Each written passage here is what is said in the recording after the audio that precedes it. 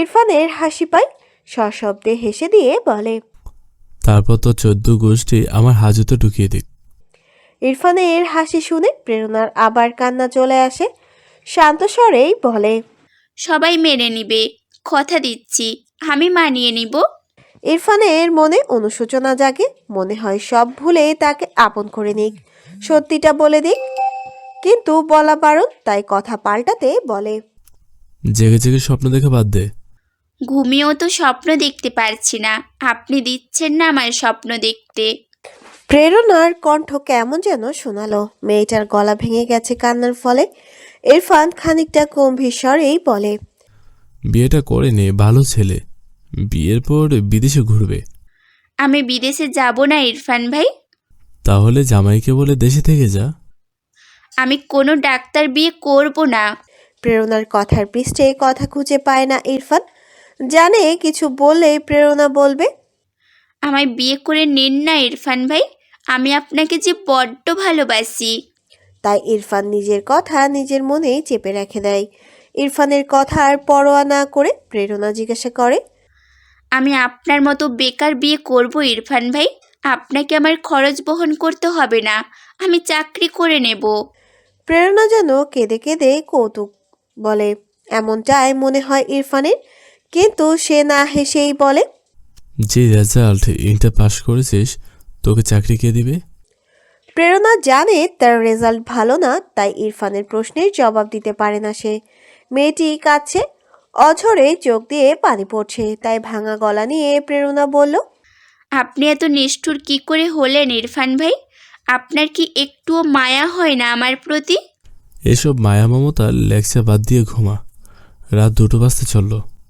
কথাটা বলেই ফোন কেটে দিল ইরফান। খানিক সময় পর ইরফানের ফোনে লাইট জ্বলে উঠেছে, মেসেজে টুংটাং শব্দ আসলো। ইরফান ফোনের দিকে তাকিয়ে বার কয়েক মেসেজটি দেখলো। আমায় কেন ভালোবাসলেন না ইরফান ভাই? ইরফানের বুক কেঁপে ওঠে, তার মনে হলো সে ভুল করেছে, তাই প্রেরণাকে কিছু বলার জন্য কিবোর্ড চাপলো। পরক্ষণেই প্রেরণার মেসেজটি ডিলিট হয়ে গেল। ইরফান ফোনটা রেখে দিল। প্রেরণা কান্না থামিয়েছে, তার কাছে মনে হলো সে মরুভূমিতে মুক্ত খোঁজার মতো করে ইরফানের মনে ভালোবাসার সন্ধান করছে। নিজের কাছে নিজেকে বেহায়া মনে হলো তার। চোখের জল মুছে একটা মেসেজ লিখল সে, আপনি আমায় অবহেলা করলেন না, আমার প্রতিটা অশ্রুকণা আপনার অভিশাপ দিল। দেখে নিবেন, আপনি যেই মেয়েকে বিয়ে করবেন সেই আপনাকে কোনো দিন ভালোবাসবে না। ইরফান মেসেজটি দেখে কিন্তু কিছু বলে না। প্রেরণা আবারও মেসেজ পাঠায়, ইহকালে আমি আপনাকে চেয়েও পাইনি, পরকালে আপনাকে আমি আর চাইবো না, ভালো থাকবেন।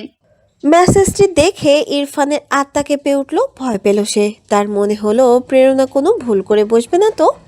প্রেরণার মেসেজটা আসার পর ইরফান কোনো মেসেজ পাঠাতে পারেনি।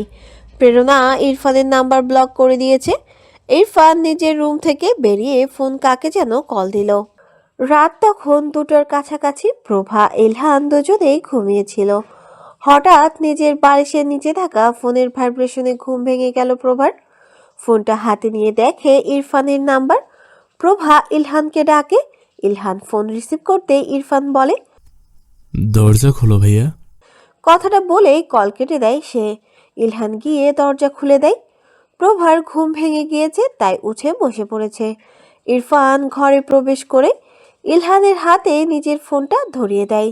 ইলহান প্রেরণার মেসেজ দেখতে পায়, কল করে, কিন্তু ইরফানের ফোন থেকে কল যায় না। ইলহান প্রভার দিকে ফোন নিয়ে প্রেরণাকে কল দেয়। ফোনটা প্রভার হাতে দিয়েই বলে, কথা বলো। প্রভা ভ্রুকুচকে তাকায় ইলহানের দিকে, জিজ্ঞাসা করে, কি বলবো আমি? যা ইচ্ছে বলো। প্রেরণা হাত মুখ ধুতে গিয়েছে। এত রাতে প্রভার কল দেখে ভয় পায় সে। দ্রুত হাতে ফোন রিসিভ করে বলে, কি হয়েছে আপা, তুই ঘুমাসনি? প্রভা কি বলবে ভেবে না পেয়ে বলতে শুরু করে, তোর কথা খুব মনে পড়ছিল, তাই ফোন দিলাম। রাত 2টা বাজে, আমার কথা মনে পড়ছিল? হুম। ইলহান ভাই কই? ঘুমায়। প্রভার ফোন লাউড স্পিকারে দেওয়া। ইরফান আর ইলহান বসে কথা শুনছিল। প্রভা ইলহানের দিকে চোখ রাঙিয়ে তাকায়। এই বদমাস বেটা ছেলের জন্য মাঝরাত্রিরে তার মিথ্যে বলতে হচ্ছে। প্রেরণা ওপাশ থেকেই বলল, কিছু বলবি আপা? তুই কেঁদেছিস প্রেরণা? প্রেরণা চমকায়। প্রভা কি করে জানলো সে কেঁদেছে? তবে কি না, এমন হতে পারে না যে তাকে ভালোবাসে না সে রাত দুটোই অন্যজনের কাছে প্রেরণার খবর জানতে যাবে না। কথাটা ভাবতেই প্রেরণার মন বিষাদে ছেয়ে যায়। তবুও নিজেকে স্বাভাবিক রেখেই বলে, কান্না করিনি, আইসক্রিম খেয়েছি তাই গলা খারাপ হয়েছে। প্রেরণা থামে। প্রভা কিছু বলতে যাওয়ার আগে প্রেরণা বলে, আব্বা কি বিয়েতে রাজি হয়েছে আপা? হয়নি, কিন্তু হয়ে যাবে। প্রভার কথা শুনে ইরফান করুণ চোখে তার দিকে তাকিয়ে আছে। প্রভা জিজ্ঞাসা করে, তোর কোনো আপত্তি আছে? না আপা, আব্বা যাকে বলবে তাকেই বিয়ে করব। তুই চিন্তা করিস না, আমি ঘুমাই, সকালে উঠতে হবে না। কথাটা বলে কল কেটে দেয় প্রেরণা। প্রভা ইরফানের দিকে আর চোখে তাকিয়ে জিজ্ঞাসা করে, কাহিনী কি? ইরফান মাথা দুলিয়ে কিছু না বলতেই ইলহান প্রভার হাতে ইরফানের ফোন ছুঁড়ে দেয়। প্রভা আজকের মেসেজগুলো পড়ে ইরফানের ফোন ফিরিয়ে দিয়ে জিজ্ঞাসা করে, কবে থেকে চলছে এসব? বিশ্বাস করো আপু, কিচ্ছু চলছে না। কিছু চললে তো ভালোই হতো। কথাটা বলে ইলহান বিছানায় গা এলিয়ে দেয়। প্রেরণা ইলহানের পাশে বসে। প্রভা ইলহানের পাশে বসে আর ইরফান ইলহানের পায়ের কাছে। ইরফান ইলহানের দিকে তাকিয়ে বলে, তোমার জন্য তো সব হলো, তা না হলে তো আমি প্রেরণাকে আজকে সত্যটা বলে দিতাম। কি সত্য? প্রভার কথা শুনে দুই ভাই একে অপরের দিকে তাকায়। প্রভা এখনও তাদের দিকে ভ্রুকুচকে তাকিয়ে আছে। ইরফানের তাকানো দেখে ইলহান ইউসার বিয়ের দিন রাতের কথা বলতে লাগলো। অতীত। প্রেরণা ছাদ থেকে চলে যেতে ইরফানের এত শান্ত চিন্তার মাঝে পেছন থেকে একটা কথা ভেসে এলো। দুজনের মধ্যে কি চলছে? পুরুষালী কণ্ঠটা শুনে ঘাবড়ে যায় ইরফান। কথার কি উত্তর দেবে ভেবে পায় না। নিজের ভাইকে সে চেনে, নয় ছয় বুঝিয়ে এই বিষয় থেকে পার পাওয়া যাবে না। তাই স্বাভাবিকভাবেই জিজ্ঞাসা করে, তুমি কখন এসেছো ভাইয়া? ইলহান একটা চেয়ারে বসে বলে। অনেকক্ষণ। ইরফান কিছু জিজ্ঞাসা করার সাহস পায় না। ইলহান বলে, প্রেরণাকে ভাল লাগে তোর? ইলহানের কথা শুনে ইরফানের গলা শুকিয়ে আসে। ঢোক গিলে ইলহানের অপর পাশে থাকা চেয়ারটাতে বসে, কিন্তু কোনো জবাব দেয় না। ইরফানের নীরবতা তার জবাব দিয়ে বলে।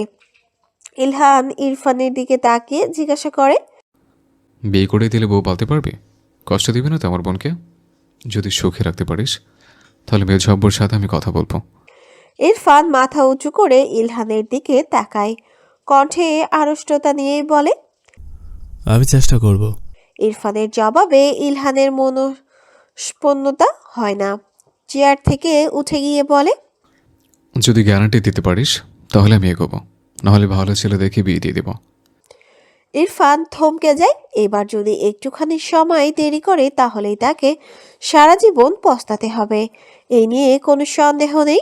তাই ইলহানকে বলে, 1 বছর সময় লাগবে ভাইয়া, এক্সামটা শেষ করে চাকরি নেব। কিন্তু তোমার শ্বশুর মানবে না? ইরফানের কথা শুনে ইলহান দরজার দিকে পা বাড়ায়। মুহূর্তেই পেছনে ফিরে তাকিয়ে বলে, বিয়ের পরেও পরা যায়। 1 বছর আমার বোনকে আমি খাওয়াবো, তাতে আপত্তি নেই আমার। আর বাকি রইল শ্বশুর, সেটা আমি বুঝে নেব। তুই শুধু প্রেরণার সুখের গ্যারান্টি দে। আমি গ্যারান্টি দিলাম ভাইয়া, প্রেরণার খেয়াল আমি রাখবো। ইলহান দাঁড়ায় না, হাসতে হাসতে নিচে চলে যায়। ইরফানের মনও বেশি খুশি ছিল, কিন্তু সব খুশিতে পানি ঢেলে দেয় জাহিদের বন্ধু।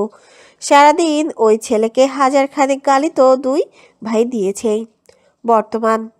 প্রভা ইলহানের কথাগুলো শুনে ইরফানের দিকে রাগে দৃষ্টি নিক্ষেপ করেই বলল, ইরফান, তুই তোর ঘরে যা, যাওয়ার সময় দরজাটা লাগিয়ে যাস।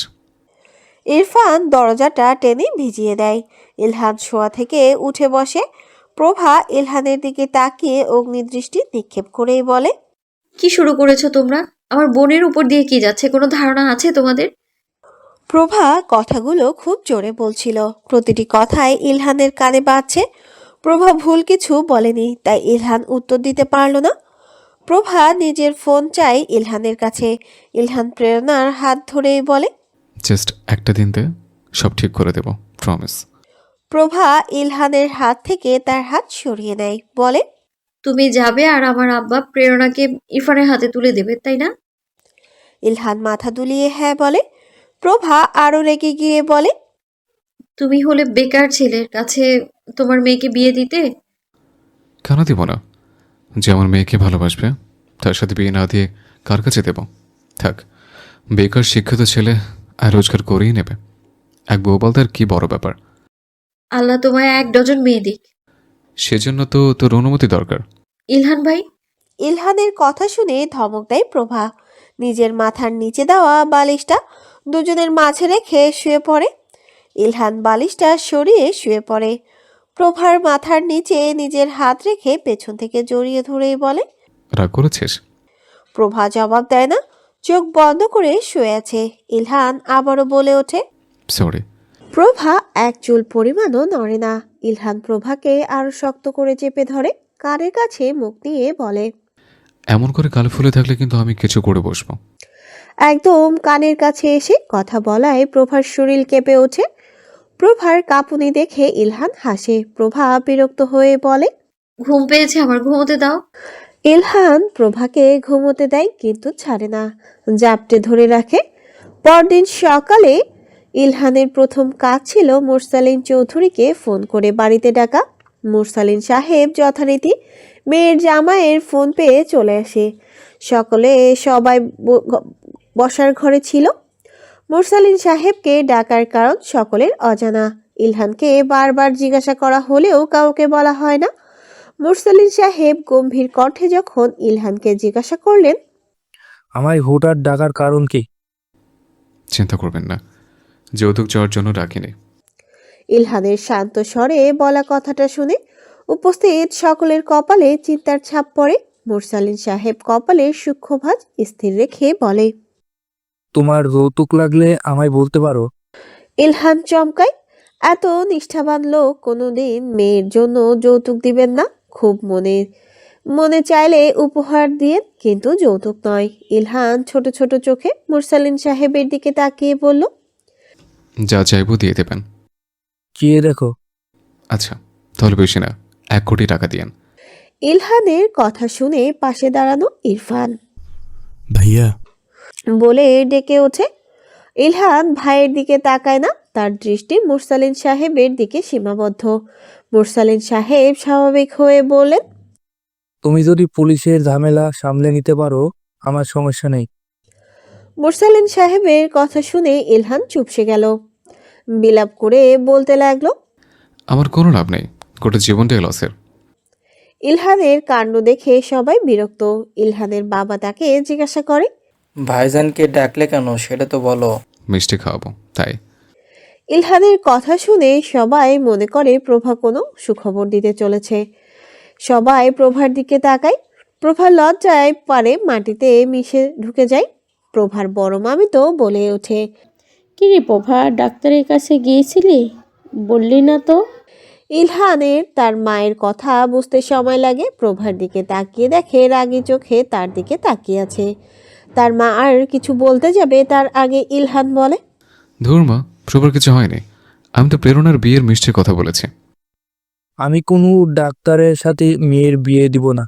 আমার মেয়ে আমার কাছে থাক, পাশে থাকুক, এটাই আমি চাই। মেয়ে বিয়ে দিয়ে দেশের কোনো ছেলে দেখেই বিয়ে দিব। মুরসালিন সাহেব ইলহানের বাবার দিকে তাকিয়ে কথাগুলো বলল। তার কথা শেষে ইলহান ফ্লোরে বসে তার হাত জড়িয়ে ধরল। দুহাত দিয়ে ধরেছে ইলহান, তাই মুরসালিন সাহেব ছাড়তে পারেনি। ইলহান খুশিতে গদগদ হয়ে বলল। বিশ্বাস করেন আব্বু, জীবনের প্রথম আপনার সাথে আমার মত মিলল। আমার তো খুশিতে আপনাকে জড়িয়ে ধরতে ইচ্ছে করছে। উপস্থিত সবাই হতভম্ব হয়। ইলহান মুরসালিন সাহেবকে আব্বু ডেকেছে, এই দিন দেখার জন্যই তো সবাই বসেছিল। ইলহান হাত ছেড়ে সোফায় উঠে বসলো, হাসি মুখে বলল। আপনাকে জড়িয়ে ধরতে আমি চাই ইরফানের সাথে প্রেরণার বিয়েটা হোক। ইলহানের মেজু চাচা কথাটি বলে। মুরসালিন সাহেব ইলহানের কথা শুনে ইরফানের দিকে তাকিয়ে বলে। শুধু কি তোমার ইচ্ছা নাকি আরো কারোর ইচ্ছা আছে? ইরফান মাথা নত করে নেয়। ইলহান বলে, আপনি রাজি থাকলে সবার ইচ্ছা আছে। এখন আপনি এখন আপনি আপনার মত দিন। মোরসালিন সাহেব ইলহানের বাবা কাকাদের দিকে তাকিয়ে বলে, ছেলে মেয়ে যদি মত থাকে তাহলে আমার আপত্তি নেই। ইলাহিনের কাছে এক মেয়ে দিতে পারলে ইরফানের কাছেও আরেক মেয়ে দিতে পারবো। ইলাহান বেকার ছিল, এখন তো কাজ করছেন। ইরফানও করে নেবে। কালকেই ফিরতে হবে।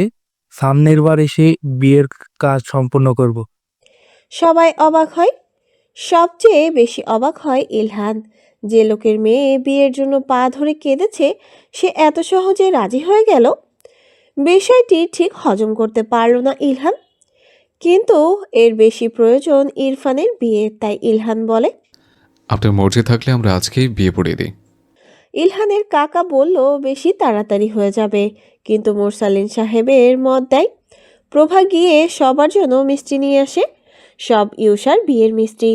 প্রভা সবাইকে মিষ্টি দেওয়ার পর ইলহানের সামনে এসে একটি মিষ্টি ইলহানের মুখে পুরে দিয়ে মাথা দুলিয়ে বলে, যৌতুক তো আমার বাপে দিবে না, মিষ্টি খেয়ে খুশি থাকো। ইলহান মোরসালিন সাহেবকে বলে দিয়েছে সে যেন প্রেরণাকে না জানায় তার বিয়ে ইরফানের সাথে হবে। মোরসালিন চৌধুরী কারণ জিজ্ঞাসা করলে ইলহান বলে না। মোরসালিন চৌধুরী ইলহানকে এর আর জোর করে না। উনি বাড়ি গিয়ে প্রেরণার মাকে মেহমান আসবে বলে রান্না বসাতে বলে। তারপর চলে যায় প্রেরণার ঘরে। ঘুটঘুটে অন্ধকার ঘরে শুয়েছিল প্রেরণা। জানালা আটকানো, পর্দা টেনে দেওয়া, একরত্তি আলো প্রবেশের জায়গা রাখেনি সে। ভর দুপুরে এই অবস্থা দেখে ভয় জাগে মুরসালিন চৌধুরীর মনে। মেয়ের বয়স হয়েছে, ভুল কিছু করলেও ফেলতে পারে। ঘরের বাতি জ্বালিয়ে প্রেরণাকে ডাকে মুরসালিন চৌধুরী। প্রেরণা বেশ গভীর ঘুমে আচ্ছন্ন ছিল, তাই বার কয়েক ডাকার পরে জেগে ওঠে। ঘুম ঘুম চোখ নিয়ে উঠে বসে বলে, কিছু হয়েছে আব্বু? প্রেরণার কণ্ঠে আগে সেই তেজ নেই, বেশ নিশ্চুপ। মুরসালিন সাহেবের মেয়ের মন বুঝতে সময় লাগে না। শান্ত স্বরে প্রেরণাকে জিজ্ঞাসা করে, আচ্ছা মা, কাল তো আমি চলে যাব। আজ যদি তোমার বিয়ের কাজ সম্পূর্ণ করি তোমার কি আপত্তি হবে? বাবার কথা শুনে প্রেরণার বুক কেঁপে উঠল। খানিকক্ষণের জন্য মনে হলো হৃদস্পন্দন থমকে গেল। হুট করে ইরফানের মুখটা প্রেরণার চোখের সামনে ভেসে উঠল। মুরসালিন সাহেব অধীর আগ্রহে বসেছিল উত্তর জানার জন্য। প্রেরণাকে নিশ্চুপ দেখে বলল, কিরে মা, আপত্তি আছে কোনো? বাবার কথা শুনে প্রেরণা সম্বিত পিড়ে ফাই। আপত্তি কার জন্য করবে সেটা তার বুঝে আসে না, তাই তো ক্লান্ত মুখশ্রীতে হাসি ফুটিয়ে বলে, তোমাদের চাওয়াই আমার চাওয়া আব্বু, আমার আর কিসের আপত্তি? মুরসালিন সাহেব হাসেন না, থমথমে মুখে বসে থাকে মেয়ের পাশে। বেশ খানিকক্ষণ সময় দুজনে গল্প করে। হুট করে প্রেরণার দরজা খুলে প্রভা ভেতরে প্রবেশ করে। প্রভাকে দেখে চমকায় প্রেরণা। এই অসময়ে বোনকে আশা করেনি সে। প্রভা বিছানার কাছে এসে চোখ রাঙানো মিথ্যা ভান করে বলে, ব্রিগেডিয়ার সাহেব বিয়ে দিয়ে বড় মেয়েকে পার করে দিয়েছে। ছোট মেয়ে ছাড়া কিচ্ছু বোঝে না দেখি।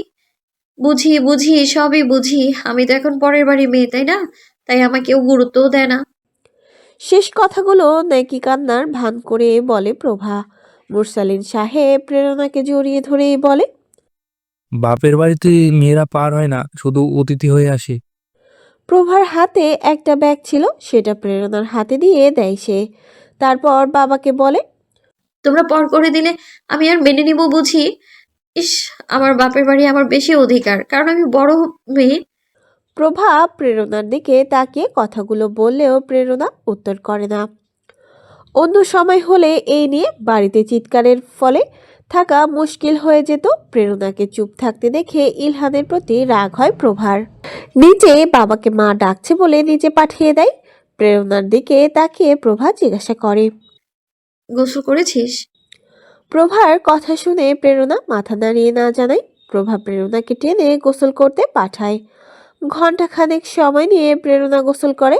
ঝর্ণার পানির সাথে কত শত ফোঁটা অশ্রু বিসর্জন দিয়েছে কে জানে। প্রেরণার পরনে একটা পাতলা জামা ছিল, গরমের দিন তাই ভারী কাপড় পরে না সে। গোসল শেষে বারান্দায় গিয়ে নিজের চুল শুকাচ্ছিল প্রেরণা। তখন দেখলো তাদের বাড়ির ভেতরে দুটি গাড়ি প্রবেশ করলো। গাড়ি দুটো যে তার মামাদের চিনতে কষ্ট হলো না তার। মনে মনে ভাবলো মামারা যখন এসেছে খানিক বাদে বরের বাড়ি থেকেও লোক এসে যাবে। এত শত চিন্তার মাঝেই প্রেরণার দরজায় কড়া নাড়ার শব্দ হয়। প্রেরণা বারান্দা থেকে বেরিয়ে দেখে ইরফান তার ঘরে এসেছে। প্রেরণা রেগে যায়। রাগে শরীর কাঁপতে থাকে তার। তেজি স্বরেই বলে, কেন এসেছেন? প্রেরণা থামে। ইরফানকে কিছু বলার সুযোগ না দিয়ে নিজের গালে জোর বাড়িয়ে বলতে শুরু করে, কি দেখতে এসেছেন? ফাঁস নিয়েছি নাকি বিষ খেয়েছি? নিজেকে কি মনে করেন আপনি? কি ভেবেছেন আপনাকে ছাড়া আমি বাঁচবো না? খুব ভালো করে বেঁচে থাকবো আমি, খুব ভালো করে। আপনাকে দেখিয়ে দেব আপনি আমায় ভালো না বাসলেও দুনিয়ায় এই প্রেরণাকে ভালোবাসার লোকের অভাব হবে না। প্রেরণা থামে। তার গলা জড়িয়ে আসে, চোখ দিয়ে মুক্তোর দানার মতো জল গড়িয়ে পড়ে। তাই রাশভারী কণ্ঠটা শান্ত করেই বলে, চলে যান আমার সামনে থেকে, চলে যান। জীবনেও আপনার মুখ দেখাবেন না আমায়। ইরফান কিছু বলতে চেয়েও বলতে পারেনি। প্রেরণা বেশ রেগে আছে, কিছু বললে হিতে বিপরীত হতে পারে। তাই নির্বাক শব্দে ঘরের বাইরে চলে যায়। ইরফান বের হতেই প্রভা ঘরে আসে। প্রভাকে দেখে প্রেরণা দৌড়ে ওয়াশরুমে চলে যায়। প্রভা বাইরে থেকে বলে, কিরে আজ বের হবি না? তোকে শাড়ি পরাতে হবে তো। প্রেরণা পানির কল ছেড়ে হাত মুখ ধুয়ে বলে, আসছি আপা, 2 মিনিট অপেক্ষা করো। প্রভা বিছানায় বসে পড়ে। মিনিট খানেকের মধ্যে প্রেরণা বাইরে আসে। ঘুমানোর ফলে আগেই মুখ ফুলেছিল, তাই প্রভা কিছু বুঝবে না মনে করে সে। প্রেরণা বের হতেই প্রভা প্রেরণাকে শাড়ি পরানোর কাজ শুরু করে। প্রেরণাকে শাড়ি পরিয়ে হালকা মেকআপ করে দেয় প্রভা। এরপর মায়ের কাছে হেল্প করতে যায়, যদিও মামিরা আছে বলে কিছুই করা হয়নি। মাগরিবে নামাজের পর কাজী আনতে পাঠানো হয়। কাজী এলে কিছু কাগজপত্র লিখেন। তারপর মেয়েকে ডেকে আনা হয়। প্রভা আর মেহেরিন গিয়ে প্রেরণাকে নিয়ে আসে। প্রেরণার মাথায় ঘোমটা দেওয়া, একদম নিজের পায়ের আঙুল বরাবর তার দৃষ্টি সীমাবদ্ধ। প্রেরণাকে একটা সোফায় বসানো হলে সে আশেপাশে দেখে। মুখ তুলতেই সামনে ইরফানকে দেখে আবার চোখ নামিয়ে দেয়। আশেপাশে দেখার প্রয়োজন মনে করে না। তার ধারণাতেই নেই যে তার বিয়ে ইরফানের সাথে হতে পারে। কিছু কাগজপত্র সই করানো হয় প্রেরণাকে দিয়ে। প্রেরণা মাথা নিচু করে দ্রুত হাতে সই করে দেয়। একটি বারের জন্য তার হাত কাঁপেনি। এখন ইরফান আর প্রেরণা আইন অনুযায়ী স্বামী স্ত্রী। তারপর ইসলামিক নিয়মে 3 কবুল পড়ে বিয়ে সম্পন্ন করার সময় কাজী যখন প্রেরণাকে জিজ্ঞাসা করে, মোসা অনুপ্রেরণা চৌধুরী, পিতা মুরসালিন চৌধুরী, আপনি কি নুরুল শেখের পুত্র শেখ ইরফান এর সঙ্গে 5 লক্ষ টাকা মহরণায় বিবাহ বন্ধনে আবদ্ধ হতে সম্মতি দিচ্ছেন? ইরফানের নাম কানে যেতে প্রেরণা সামনে তাকায়। আশেপাশে এসে দিনের ডক্টর ছেলেটাকে না দেখে চমকায়। কাজী সাহেব আবারও একই জিনিস জিজ্ঞাসা করলে প্রেরণা দ্বিধা ছাড়া বলে ওঠে, আমি এই বিয়ে করব না। প্রেরণা কারো কথা শোনার জন্য দাঁড়ায় না, এক ছুটে ঘরে চলে যায়। বাড়ির সকলের কপালে চিন্তার ছাপ পড়ে। নিচে এক প্রকার কোলাহল শুরু হয়ে যায়। কি থেকে কি হলো কেউ বুঝতেই পারে না। প্রভা প্রেরণার পিছু ঘরের দিকে ছুটলে দেখে প্রেরণা দরজা বন্ধ করে দিয়েছে। ইরফান প্রেরণার ঘরের সামনে এলে প্রভা নিজের বাবার ঘরের দরজার চাবি আনতে যায়। ভাগ্যিস ঘরের দরজার ছিটকানি ছিল না, তাই চাবি দিয়েই খুলতে পেরেছে। ইরফান ঘরে গিয়ে দেখে প্রেরণা সোফার সাথে হেলান দিয়ে দুপা ভাঁজ করে বসে কাঁদছে। প্রভা মেহেরিন ইরফানের পেছনে দাঁড়িয়ে আছে। ইরফান হাঁটু ভাঁজ করে প্রেরণার সামনে বসে পড়ে। ধীর স্বরে জিজ্ঞাসা করে, আমায় বিয়ে করবি না? প্রেরণার কান্নার বেগ বাড়ে, কথার জবাব আসে না। ইরফান আবারও বলে, আমায় মাফ করে দে, সরি। এই দেখ কানে ধরছি, জীবনেও আর অবহেলা করবো না। ইরফান নিজের কানে ধরে কথাটা বলে। প্রেরণার জবাব না শুনে প্রভা বলে, মাফ করে দে, তুই অন্তত বোঝার চেষ্টা কর। আব্বা কি বেকার কারো হাতে তোকে তুলে দিতে রাজি হতো বল? আব্বা রাজি হয়েছে, আইনত বিয়েও হয়ে গেছে, এখন ঝামেলা না করে বিয়েটা করে নে। এতক্ষণ চুপ থাকলেও এইবার প্রভা নিজেকে সংযত রাখতে পারে না, চিৎকার করেই বলে ওঠে, কেন বিয়ে করব আমি? আগে তোর দেবর বেকার ছিল, এখন বেকার নেই নাকি 2 দিনে বিসিএস ক্যাডার হয়ে দেশ চালাতে শুরু করে দিয়েছে? আমায় খেলনা মনে হয় তার? যখন ইচ্ছে ছুঁড়ে ফেলে দিবে আর যখন ইচ্ছে কাছে টেনে নিবে। কথাটা বলে প্রেরণা কাঁদতে শুরু করে। প্রভা ফ্লোরে বসে বোনকে বুকে জড়িয়ে নেয়। প্রেরণা জাপটে ধরে প্রভাকে, বুকে মুখ গুজে কাঁদতে কাঁদতেই বলে, যার কাছে আমি সস্তা তাকে আমি কোনো দিন চাই না আপা। তোর দেবর আমার ভালোবাসার মূল্য দেয়নি, আমি কেন বারবার তার পিছু যাব বল? মানুষ তো বিড়াল পুষলেও তার জন্য মায়া করে, আর ওনার আমার প্রতি কোনো মায়া ছিল না রে। প্রেরণার গলা আটকে যায়, থেমে জোরে জোরে নিঃশ্বাস নেই। প্রভা প্রেরণাকে হালকা হাতে জড়িয়ে ধরে। প্রেরণা কান্না থামায়, গলা ভাঙায় বলে, জানিস আপা, আমি সেদিন ফোন দিয়ে কত কেঁদেছি, কত। আমায় বলে ডাক্তার ছেলে তোর খেয়াল রাখবে, বিয়ে করে নে। আমি করে নিব বিয়ে, আমার দায়িত্ব ওনার নিতে হবে না। তাহলে শুধু শুধু আজ আমার তামাশা কেন বানালো? কেন বানালো তামাশা? প্রেরণার শ্বাসকষ্ট শুরু হয়। মেহেরিন প্রভার হাতে এক গ্লাস পানি দেয়। প্রেরণা বোনের হাত থেকে পানি খেয়ে নেয়। ইলহান ঘরে প্রবেশ করেই বলে, কাছে চলে যাবে, বিয়ে কি করবে না? প্রেরণা ইলহানের দিকে চেয়ে মুখ ঘুরিয়ে নেয়। ইলহান বিছানার কিনারে হেলান দিয়ে দাঁড়িয়ে বলে, কিরে, বিয়ে না করলে বলে দে, আমি আমার ভাই কন্যা মেয়ের সাথে বিয়ে দিয়ে দিব। প্রেরণা ইলহানের দিকে চোখ রাঙিয়ে তাকায়। ইলহান ইরফানের দিকে তাকিয়ে বলে, বুঝলি ভাই, মেয়ে জাত হলো বেইমানের জাত। সারা জীবন ভালোবাসবি, কোনো সুনাম পাবি না। আর যেই না একদিন ভুল করে ফেলবি, তবে গোষ্ঠী উদ্ধার করে ফেলবে।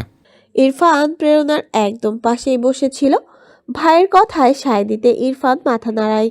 ইলহান প্রেরণাকে রাগানোর জন্যই বলে, আমার এক বন্ধুর বোন আছে, দেখতে সুন্দর। ভেবেছে প্রেরণা যদি এখন অমত করে, তাহলে তোর বিয়েটা ওই মেয়ের সাথেই দেব। ইরফান নিজের ভাইয়ের কথাই চমকায়। অসময়ে ভুল জায়গায় ভুল কথা বলে ফেলেছে ইলহান। কখন না কোনো বিস্ফোরণ হয়, প্রেরণার মাধ্যমে আল্লাহই ভালো জানে।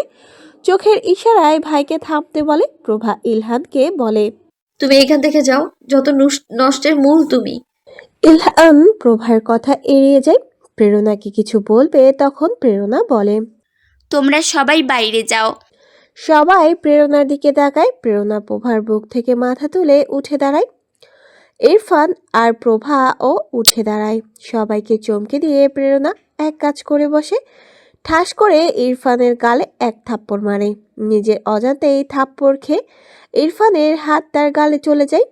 সবার চোখ কপালে ওঠার অভিপ্রায়। প্রভা প্রেরণাকে ধমকে বলে, কি করলি স্বামী হয় তোর? প্রেরণা বিয়ের দোহাই শুনে তোয়াক্কা করে না। ইরফানের চোখে চোখ রেখে বলে, আমায় এতদিন যে কষ্ট দিয়েছ তার জন্য ছোট্ট একটা উপহার দিলাম। তোমায় খুব ভালোবাসি তো, তাই আর মরার সাহস হবে না। কথাটা বলে প্রেরণা ইরফানের দিকে তাকায়, শান্ত স্বরেই বলে, তোমার ভাইকে বিয়ে দিয়ে দাও ইরফান ভাই, আমার কোনো আপত্তি নেই। আমার ভালোবাসা নিয়ে যে দোটানায় ভোগে তাকে আমি কোনো দিন বিয়ে করব না। আর ওই আইনি বিয়ে আমি মানি না। যাওয়ার সময় কাগজ ছিঁড়ে ফেলে দিও। কথাটা বলে দাঁড়ায় না প্রেরণা, ঘরের বাইরে চলে যায়। সে জানে এখন হাজার প্রশ্নের সম্মুখীন হতে হবে, তাই ঘর ছেড়ে পালায় সে। প্রেরণা ছাদে গিয়ে দরজা আটকে দিয়েছে। অসংখ্যবার ডাকা হলেও দরজা খুলবে না জানায়। শেষে কোনো গতি না পেয়ে কাজীকে বিদায় দেওয়া হয়। রাতে শেখ বাড়ির সকলেও চলে যায়। চিন্তা করেছে প্রেরণার রাগ কমলে বিয়ের কাজ সম্পন্ন করবে। ইরফানকে সকলের একাধারে গালমন্দ করেছে। ছাদে থেকে গাড়ি দুটো চলে যেতে দেখে প্রেরণা কিছুক্ষণ দোলনায় বসেছিল। তারপর চুপিসারে ছাদের দরজা খুলে নিজের ঘরে চলে এলো। অন্ধকারাচ্ছন্ন ঘরটাতে আলো জ্বলতেই ইরফানকে দেখতে পায় প্রেরণা। দরজা খুলে বেরিয়ে যেতে নিলে ইরফান এসে হাত চেপে ধরে, টেনে এনে বিছানায় বসিয়ে দেয়। নিজে প্রেরণার পাশে বসে বলে, রাগ কমেনি? প্রেরণা ইরফানের কথায় জবাব না দিয়ে তেজি স্বরে জিজ্ঞাসা করে, আপনি ফিরে যাননি কেন? প্রেরণা নিজের পায়ের দিকে তাকিয়ে আছে। ইরফান প্রেরণার দিকে তাকিয়ে বলে, তোকে ছেড়ে যেতে মন চাইছিল না, তাই রয়ে গেলাম। প্রেরণার ঠোঁটের কোণে তাচ্ছিল্যের হাসি নিয়ে বলে, এই জন্যই তো অন্য পুরুষের কাছে ছেড়ে দিতে চেয়েছিলেন। ছেড়ে দিতে আর পারলাম কই, শেষমেশ তো নিজের সাথেই বেঁধে ফেললাম। ইরফানের কথা শুনে প্রেরণা মুখ তুলে তার দিকে তাকায়, কাটকাট গলায় বলে। শুকনো কথায় এখন আর চিড়ে ভিজবে না ইরফান ভাই। প্রেরণার কথা শেষ হতেই ইরফান প্রেরণার হাত শক্ত করে ধরে কপালে শুষ্ক ঠোঁট স্পর্শ করে। সেকেন্ড খানিক স্পর্শে কেঁপে ওঠে প্রেরণা। ইরফান হেসেই বলে, শুকনো কথায় ভিজেতে যাব কেন দুঃখে? আমি তো ভালোবাসার সৃষ্টিতে বেচব। প্রেরণা টেনে হাত ছাড়িয়ে উঠে দাঁড়ায়, দু কদম পিছিয়ে বলে।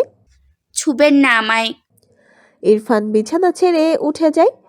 প্রেরণার কিছুটা কাছে এসে বলে, দুদিন আগেও মাথায় হাত রাখার জন্য মরিয়া হয়েছিলি প্রেরণা, আর এখন কপাল ছুঁলেও বিরক্ত মনে করছিস? প্রেরণা ইরফানের চোখে চোখ রেখেই বলে, আগে আপনায় ভালোবাসতাম, তাই মরিয়া ছিলাম। এখন বাসিস না? ইরফানের কথা শুনে প্রেরণার কণ্ঠ কেঁপে ওঠে, চোখ দুটো অশ্রুতে ছলছল করে ওঠে। কণ্ঠে গম্ভীর্যতা নিয়েই বলে, বেরিয়ে যান আমার ঘর থেকে। এটা আমার বউয়ের ঘর। আমার ইচ্ছে হলে আমি আসব, ইচ্ছে হলে চলে যাব, কারো অনুমতি প্রয়োজন নেই। প্রেরণা ইরফানের হাত ধরে টেনে ঘর থেকে বের করে দেয়। ঘরের ছিটকেনি লাগানো হলে ইরফান বাইরে থেকে চিল্লিয়ে বলে, তুই কি হাতের ডিম খেয়েছিস নাকি? এত এনার্জি কই পেলি? ইরফান বাইরে থেকে অনেকবার ডাকলেও প্রেরণা প্রত্যুত্তর করে না। বাধ্য হয়ে একাই বাড়ি ফিরে যেতে হয় তাকে। বাড়ির সবাই ঘুমিয়ে গেছে।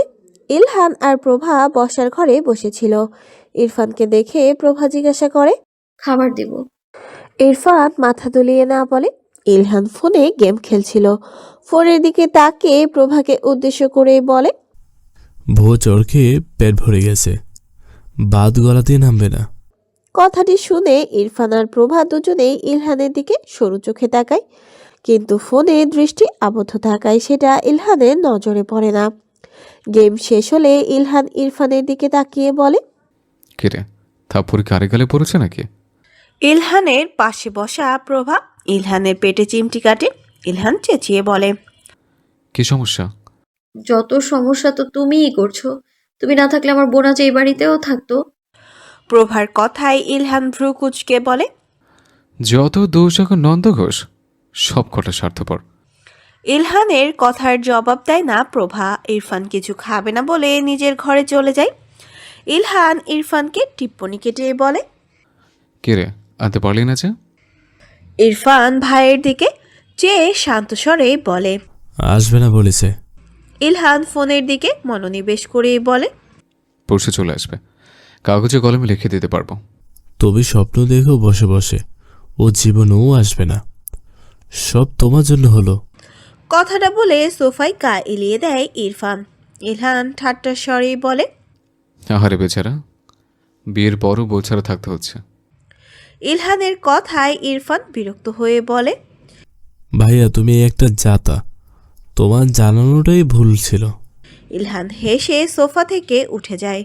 সিঁড়ির দিকে পা বাড়িয়ে জোরে সোরে গাইতে শুরু করে, তার মনটা লোহায় গড়া, তার ইস্পাতের হিয়া, তার বানায়া সে বিধি, বড় কঠিন পাথর দিয়া। ইলহানের চলে যাওয়ার পর ইরফান নিজের ঘরে চলে যায়। বেশ কয়েকবার প্রেরণাকে ফোন করেও পায় না, নাম্বার ব্লক করে রেখেছে, তাই ফোন রেখে ইরফান ঘুমিয়ে যায়। পরদিন গোটা শেখ বাড়িতে কোনো হইচইয়ের শব্দ নেই। সারাদিন এক নিশ্চুপ ঘোরের মধ্যে গিয়েছে সকলের। ঈদের ছুটি কালকে শেষ। মুরসালিন সাহেব নিজের কাজে ফিরে গেছেন। যাওয়ার আগে শেখ বাড়িতে এসে প্রভাকে দেখে গিয়েছেন। আজ বিকেলেও প্রতিদিনের মতো সকলে বসার ঘরে ছিল, কিন্তু কেউ কারোর সাথে কথা বলছে না। হুট করেই দরজার কলিং বেল বেজে উঠতেই প্রভা গেল দরজা খুলতে। দরজা খুলতেই নিজের মা আর বোনকে দেখতে পেল সে। প্রেরণা শক্ত করে প্রভাকে জড়িয়ে ধরে। মিনিট খানেক পর বসার ঘরে এসে দেখে সবাই বসে আছে। বাড়ির সবাই বেশ চমকে গেছে মুখ দেখেই, বোঝা যাচ্ছে। প্রেরণা ভেতরে এসে সবাইকে দেখে বলল, কি হয়েছে? এভাবে তাকিয়ে আছো কেন? মেহেরিন উৎসাহ নিয়ে বলল, কালকে এত জোরে করলাম তাও তো এলি না, আজ একাই চলে এলি যে।